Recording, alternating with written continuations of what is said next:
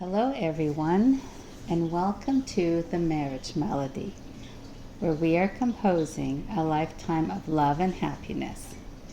I am your host, Rivka Harper. So, today we are going to start off just a little bit differently than we usually do.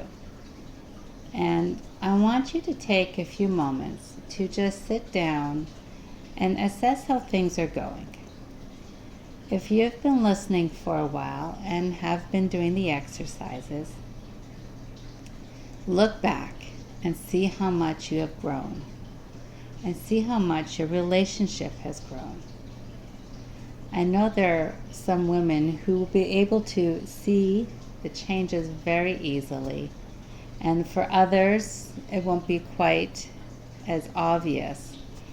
But if you've been working on the exercises for a while, there's a good chance you'll see at least some positive effects and find that you and your husband are just a little bit closer than you were before.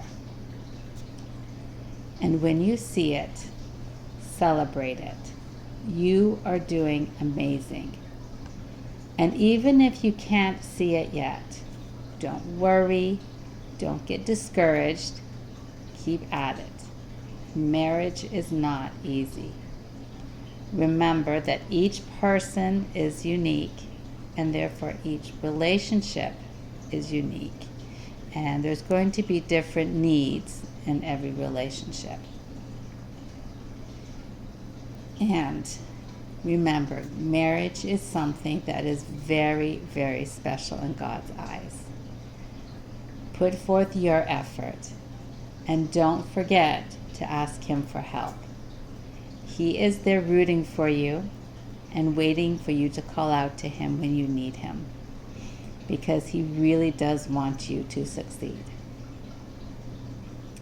All right, so I am sure that you have all heard the saying, a happy wife is a happy life. Well, I'm here to tell you that that is very true. Seeing you happy and seeing you smile is all that your husband needs to be happy. His happiness level is dependent on your happiness. And when your husband is happy, that is when all the cherishing comes flowing your way. Yes, it really is that easy. But the question now is, what makes you happy? Well, we all know. If he would just do a few things to help you out, then you would be happy. We all know that. Okay, so what are those few things? Okay, you ready? I have a big list for you. Before we go, take a big, deep, long breath. Let's say it all out. You want him to come home in time. You want him to let you know if he's going to be a few minutes late. He should have a smile on his face when he walks in the door, and take the children off your hands and help them with their homework without you having to say anything, so you can finish making supper. He should clean the table after supper, or he could wash the dishes, take out the trash, help with the bedtime routine, which includes the bath time, story time, and changing the baby's diaper. And when the children are in bed, he should sit down with you and listen to you very carefully. He needs to make more money, stop complaining about the things you do. He should put his clothes away all the time. He needs to change the light bulbs and stop comparing you to his mother. He needs to chew with his mouth closed. He needs to remember to pay the bills on time, always speak gently to you, be more on time for events, buy you gifts like he used to. And now you can take another deep, long breath. Okay, and feel free to add anything to the list that I may have forgotten to mention. And when you think you're done, let me ask you this question. Did you feel as dizzy as I did when I was saying it? How do you think you would feel if after you finished your day, someone handed you a list just like that? But we all know that if all those things are done, we would be happy, right? Well, I hate to burst your bubble, but no. And secondly, imagine being the husband to this laundry list of items. And that's not including his work. So even if this poor husband was able to accomplish everything on this list somehow, and let's say that by completing everything, you actually were happy, he would be so tired that he would have no energy to enjoy you being happy. We would have been running him into the ground. And what else? As the things on the list are being completed, you're going to find even more things to add to the list, because you think, oh, well, that didn't actually make me happy. But you know what this is? When you give your husband a laundry list of things to do, thinking that all you need from him is this list, and if he does it, you'll be happy and content.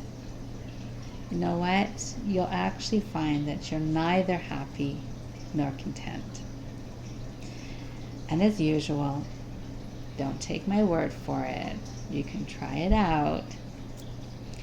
And then you can say, well, how is that? How can that happen?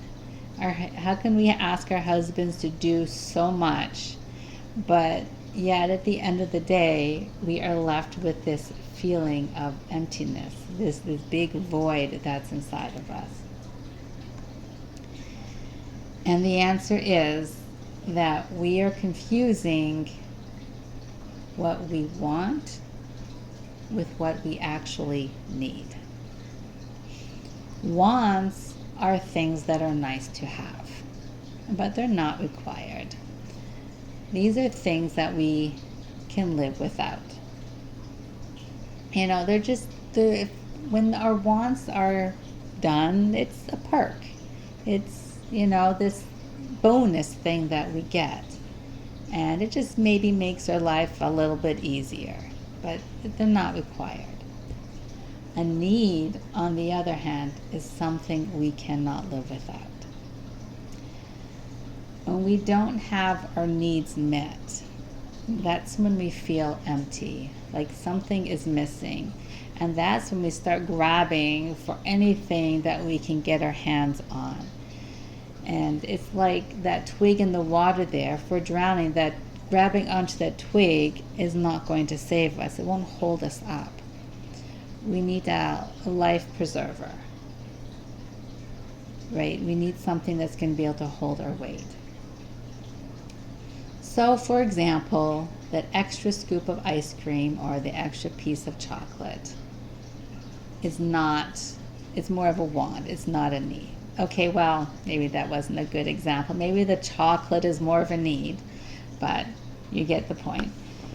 On the other hand, you can say, well, toothpaste so I can clean my teeth and keep my teeth healthy so they can stay in my mouth and I can eat. Well, that is a need. The problem is that most of us don't ever sit down with our list and assign the word want or need to anything on there. And that means we just end up thinking that everything on our list is a need. And since we have this huge list of what we think are needs, it's really too much for our husbands to accomplish.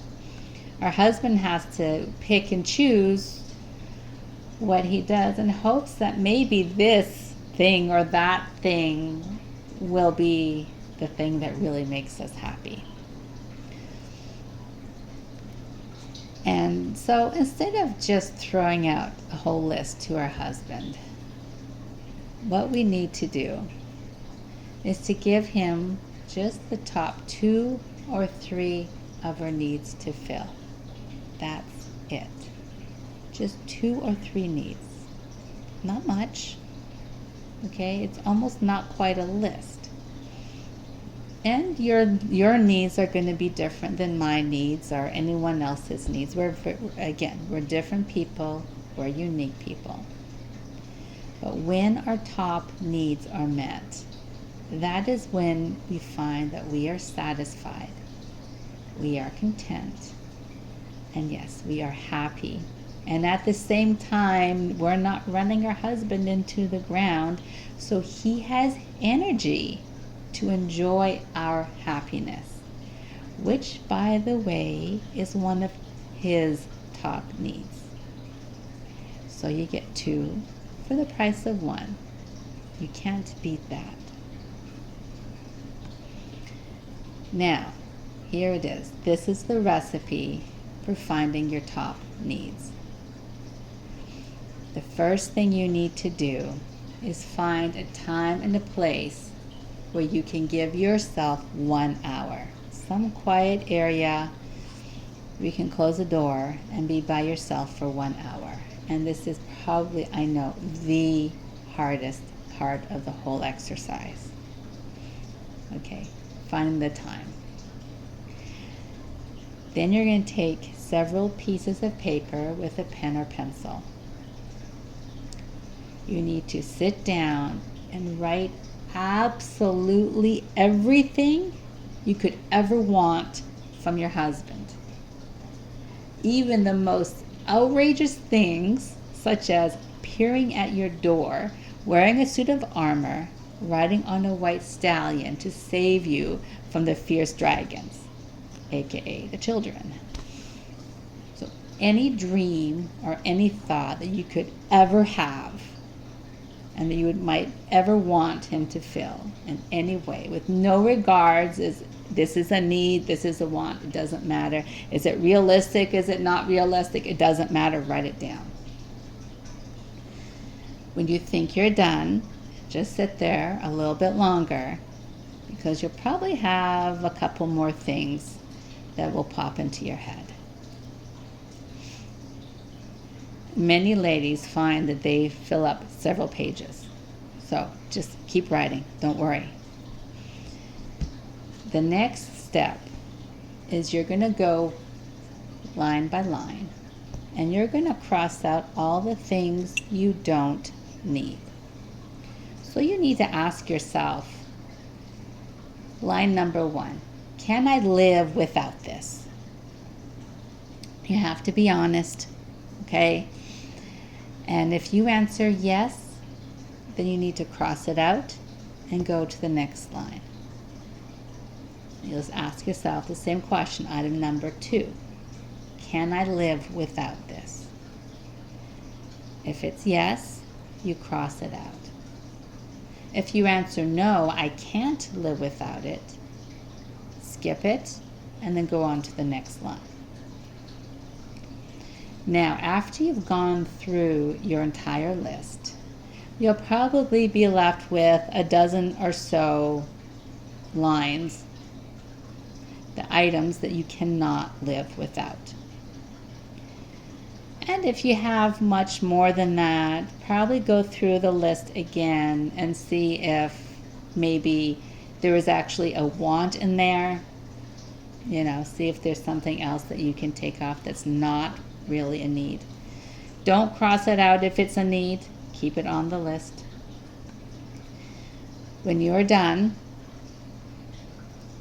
take all the lines that are not crossed out and then just write them on a new piece of paper. Just write them all down in a row. Make a list.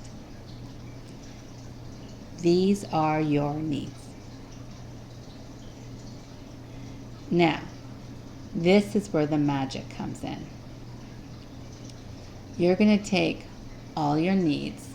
And you're going to take the first one and you're going to weigh it against the second one on the list. And you're going to decide which one is the more important one. They're all important. Which one's the more important one? And then you're going to take the one that's the more important and you'll go to the next line, the line number 3, and you'll do the same thing. Which one of these two is the more important one? And you do the same thing down your list. And when you get to the bottom, the need that you are left with, that is your most important need. Label it number 1.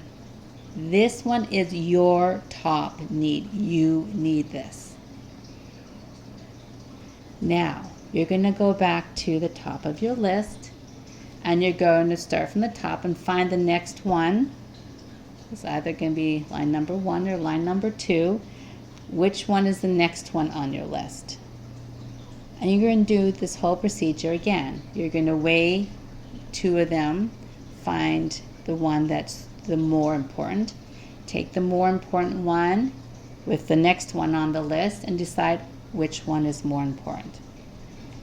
When you get to the bottom, you're going to take that need that was you're left with, and that is your number 2 most important need. And now all you do is continue, you go through this procedure again until you have all of these needs categorized in order. And then probably the best thing to do is to now write them out in order, so it's easier for you to see. This is the best thing. And when they're written in order of importance from number 1 down to the bottom, put a big circle around number 1, 2, and 3. So you're going to have a circle that encompasses your top 3 needs. Now this is the key to the happiness. All it takes is to get your top 3 needs met for you to feel happy, content, and fulfilled, not only in your marriage, but in other areas of your life as well. Because our whole life, everything in our life is all connected together. And what you will probably find is that when your most important needs, again, your top 2 or 3 needs, that's it, not even the whole list of needs, when they're met, you no longer need all those wants, all the things you crossed off. And yes, they're the bonuses, they're nice to get. If they get done, that's, it helps you out, you feel good, but you don't need them. And what I found when I did my list, that some of you might find, that even some of those wants, when I went back later and took a look at my list, I didn't even care for those wants.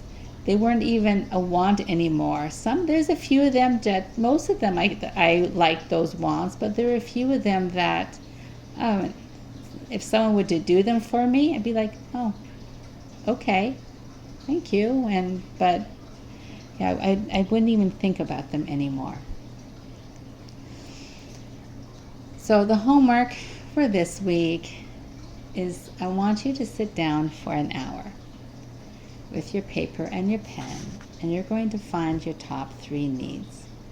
I know it is very hard to find the time.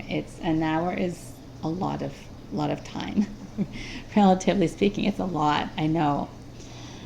But you will thank me for it later.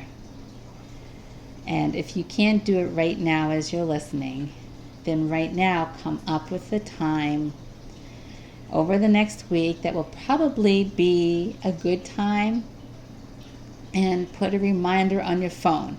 You can, on your calendar, on your phone's calendar, put a reminder, or do an alarm. I like doing alarms on my phone. Put an alarm on for your phone for the certain day at a certain time. You can even do delayed emails to yourself to remind yourself to sit down. And I would probably have 2 or 3 reminders, because this is something that you will probably forget, and you'll just be moving on with your life and forget about it. So maybe the morning of or the night before, have an alarm. Oh, tomorrow you're going to sit down and come up with the top 3 needs. An hour before, put an alarm. Top 3 needs, right? And then have your alarm going at when it's time to sit down. We're not going to work, I don't want you working on getting those needs met. I just want you to work on this week, writing them down so that you have them and you know what they are. And wishing you lots of success, because I know this is a hard thing, but believe me, you'll be really, really thankful and really, really happy. And we will see you next time.